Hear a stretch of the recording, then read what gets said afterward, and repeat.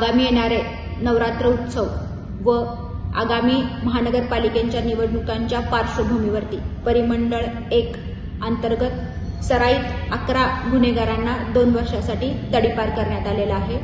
याच्यामध्ये पंचवटी पोलीस स्टेशनचे 2 व भद्रकाली पोलीस स्टेशनचे 9 गुन्हेगारचा समावेश आहे। सदरची कारवाई ही माननीय पोलीस आयुक्त संदीप कर्णिक सर यांच्या मार्गदर्शनाखाली करण्यात आलेली आहे।